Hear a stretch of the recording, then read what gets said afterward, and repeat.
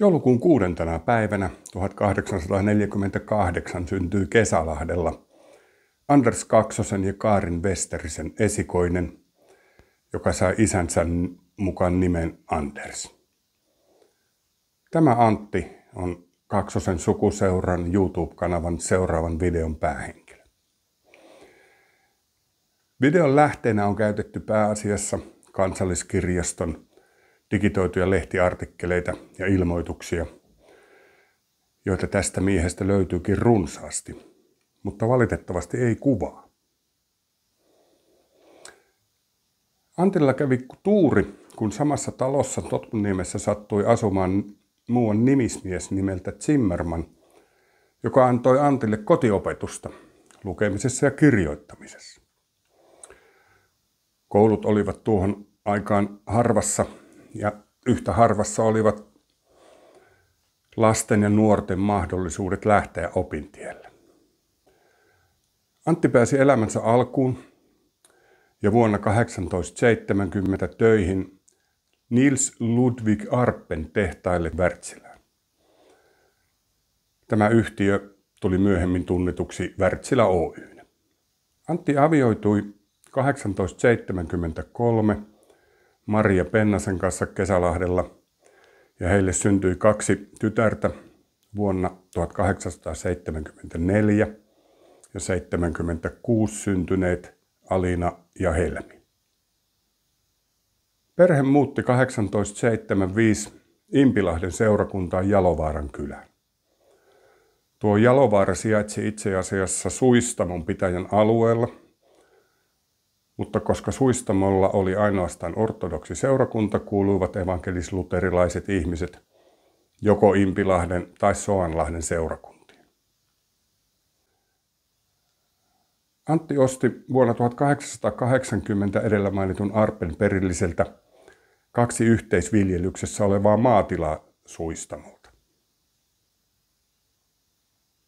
Hän kohensi pikkuhiljaa vaatimattomia tiluksia raivaamalla itse lisää viljelysmaata ja ostamalla pieniä tiloja ympäriltä.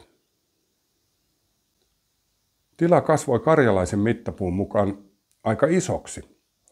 Navettaankin mahtui 60 lehmää. Antti Kaksonen oli uraauurtava maanviljelyksen edelläkävijä Karjalassa. Hän uudisti paikallisia perinteisiä viljelystapoja. Tilalla kasvatettiin muun muassa kylvöheinää ja kehitettiin esimerkiksi suoviljelyä muun muassa suopeltojen hiekoittamisella. Tilan maille padottiin ja rakennettiin myös mylly ja vesivoimalla toimiva meijeri. Tämä laitos pyöritti myöhemmin uusien omistajien aikana myös sähkövoimalaa. Ohessa uutiset meijerin perustamishankkeesta ja meijerikoulutuksesta. Peltomieslehden päätoimittaja T. Lehtinen muistelee Anttia muistokirjoituksessaan seuraavasti. Ja täydellä syyllä sopii sanoa, että Jalovaara oli vainajan kuollessa myllyineen, vedellä käypinen meijereineen ja meijerikouluineen kuin kosteikko keskellä erämaata. Antti Kaksonen oli esimerkillään vaikuttanut paikkakunnan viljelyksen kohottajana suuremmassa määrässä kuin kenties ollaan taipuvaiset uskomaankaan. Viljelystyön ohessa Antti piti pientä kauppaa ja puutavaraliikettä Suistamolla. Päähenkilömme oli kuntansa aktiivinen vaikuttaja monissa eri yhteyksissä. Kirkkoraadin, Suomalaisen kirjallisuusseuran, Suoviljely-yhdistyksen ja Yksityismetsäkomitean jäsenyyksien lisäksi hän oli muun muassa Itä-Karjalan maanviljelysseuran perustajajäsen. Innokkaana suomalaisuusmiehenä hän kirjoitteli paljon lehtiin ensisijaisesti taloudellisia ja yhteiskunnallisia artikkeleita. Hänen maanviljelysaiheisia kirjoituksia julkaistiin paljon jopa painettuina. Muun muassa hänen nimimerkillä Juuso Sortavalassa kirjoittama maatalouden opetuskuvaus Rämeen Paavo, Antti Heimosen talouden vaiheita levisi laajalle painettuna vihkosena. Löytyy nykyään jopa brittiläisestä kirjakaupasta, kuten kuvasta näkyy.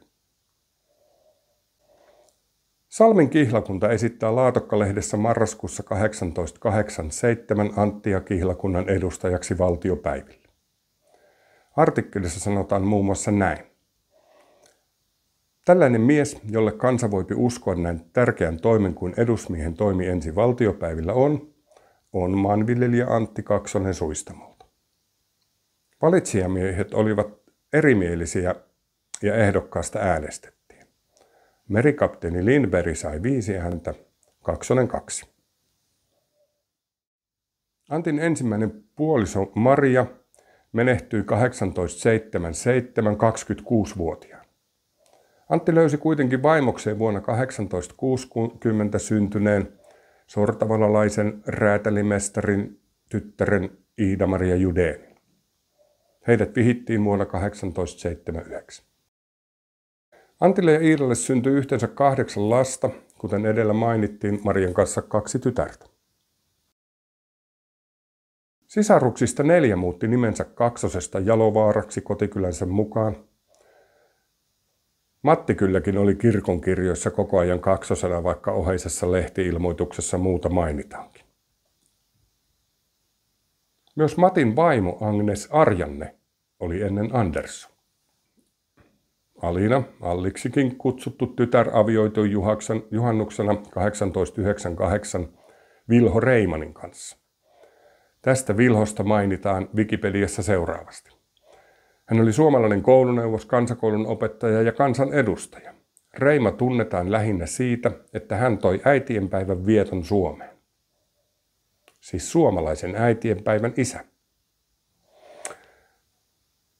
Reima osallistui valtiopäiville 1907-9 suomalaisen puolueen edustajan. Nämähän olivat Suomen yksikamarisen eduskunnan ensimmäiset valtiopäivät. Antin poika Matti myi meijeri ja myllykiinteistön vuonna 1909. Matti kuoli jo 1915-35-vuotiaana ja häneltä jäi näköjään velkoja Agnes Lesken kontolle, josta oheinen lehti-ilmoitus Sortavalan Sanomissa vain 3 kuukautta Matin kuoleman jälkeen. Agnes Leski muutti Mäntsälään ja toimi kätilönä Lohjan seudulla. Hän toimi muun muassa vastaperustetun Mannerheimin lastensuojelun liiton johtokunnassa. Kuolinilmoituksessa kuolinpaikaksi on merkitty Kemijärvi. Helmi muutti Helsinkiin, pysyi naimattomana ja kunnostautui teosofina. Wikipedia kertoo Helmistä seuraavaa. Suomalainen kansakoulun opettaja, toimittaja ja teosofi. Hän oli 1900-luvun alkuvuosikymmenten tunnetuimpia suomalaisia teosofeja, jotka ajattelussaan yhdisteli sosialismia, uskontoa ja esoteerisia käsityksiä. Wikipedia-artikkeli on pitkä ja mielenkiintoinen. Kansalliskirjaston digiarkistosta löytyy lukemattomia ilmoituksia, joissa Helmi on ollut puheita pitämässä. Saara Siviäkin muutti Helsinkiin ja toimi opettajana. Hän kuoli toukokuussa 1967. Lyyli-Katriina avioitui Adiel Lauttamäen kanssa ja muutti tämän synnyin seudulle Länsi-Suomen läänin Pylkönmäkeen. Antti menehtyi kurkkusyöpään Sortavalan sairaalassa 1898. Katsotaan vielä otteita sen ajan lehtien muistokirjoituksista. Sanomia Turusta-lehti kirjoittaa. Vainaja oli tuon Suomen syrjäisen kolkan merkittävimpiä miehiä. Itse oppinoina ja omin voimin päässeenä huomattavan yhteiskunnallisen asemaan edisti hän kernaasti ympäristönsä sivistysrientoja. Ja Laatokka-lehdestä. Suokoon Jumala Itä-Karjalalle paljon sellaisia uudisviljelijöitä kuin edesmennyt Antti Kaksonen oli. Suistamon alakouluseminaarin avajaisissa vuonna 1918 Sortavalan seminaarin johtaja Relander palautti juhlapuheessaan mieliin maanviljelijä Antti Kaksosen muiston, miehen, joka on Suistamon ja Soanlahden seudulla tehnyt uran uurtajan työtä niin aineellisen kuin henkisenkin viljelyksen saralla. Toimittaja-kirjailija Heikki Hyppönen muistelee Anttia Vaasa-lehdessä vuonna 1934. Jalovaaran viljelyshistoriaan liittyy eräs nimi, jolla on hyvin huomattava sija koko Suistamon pitäjän ja koko Raja-Karjalankin viljelyksen historiassa. Hänen teossaan oli erinomaista kaukokatseisuutta ja monessa suhteessa hän kohosi päätä korkeammalle ympäristöläisiä. Tämän syrjäisen seutukunnan kehitys oli tullut hänelle suureksi sydämen asiaksi. Hyppönen kirjoittaa myös vuonna 1949 synnyinpitäjästään Suistamosta kirjassaan, kuinka rakasta siellä kaikki olikaan. Kaksonen oli epäilemättä todellinen uuden viljelyksen uran uurtaja näillä main. Korpeen työntäytyessään hän oli mennyt niin kauas, että kärrytie loppui. Jalovaara oli niihin aikoihin kärrytien päätepiste pohjoiskoillisessa Laatokan Karjalassa. Hän ei rytekköjä rukoillut eikä armoa antanut, hallapesät saivat väistyä, suot luopua huurteisista silmistään. Hän oli oikea uskon apostoli, jonka olemuskin jo herätti ja levitti uskoa uuden aikaisen viljelyksen mahdollisuuksiin näillä syrjäisilläkin seuduilla. Antin ja Iida-Maria 5 tyttären muistolaatta on äitinsä hautakivessä Helsingin Malmin hautausmaalla. Antti haudattiin Soanlahteen.